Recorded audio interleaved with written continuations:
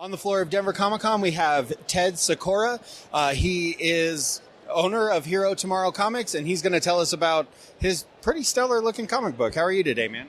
I'm real good. Our first one here is called Apama, the Undiscovered Animal. It's written by myself, Milo Miller, and art by Benito Gallego.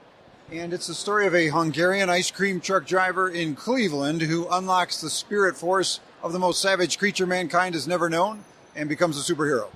That's awesome. So how does one go about unleashing their spirit that way? Well, he goes hiking and follows this sort of shamanic spirit, and it leads him to a cave that sort of reveals the legend of this creature that won the Tournament of Animals, but has still yet to be discovered by mankind. So it's almost like a mixture of cryptozoology and superhero comic a little bit? Sure, yeah. Where do you get inspiration for something like that? Well, it actually started with this feature film here, Hero Tomorrow. So this is a dark comedy movie. It's about a guy who has an idea for a superhero, and we needed a premise for his superhero when we were writing the movie. And we thought it'd be funny if he had an idea that was hard to explain. So how about a superhero based on an animal that doesn't exist? That's Apama. So it was really made for the movie. The thing that happened is people who saw this film and kept hearing this poor struggling comic book creator trying to explain what an Apama is, they said that would really actually be a pretty good comic, his idea. So we took the story that was in his head and turned it into a series that took on a life of its own.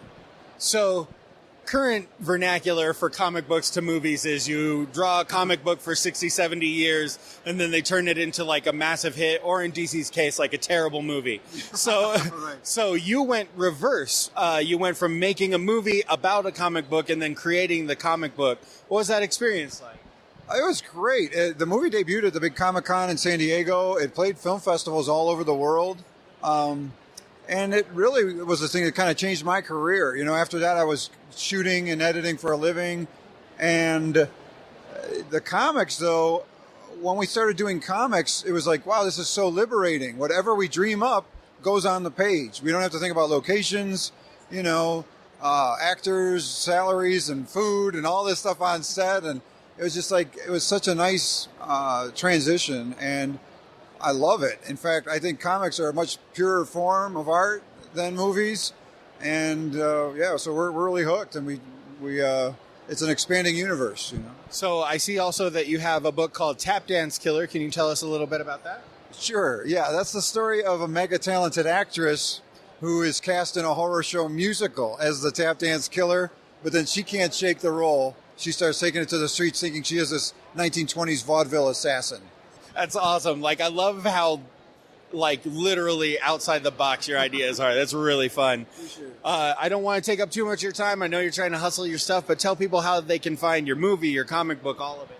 Oh, yeah. Hero Tomorrow Comics is the name of the company, so herotomorrow.com or facebook.com/herotomorrow. That's awesome. Thank you so much for your time. I really appreciate it. Hey, thanks for having me.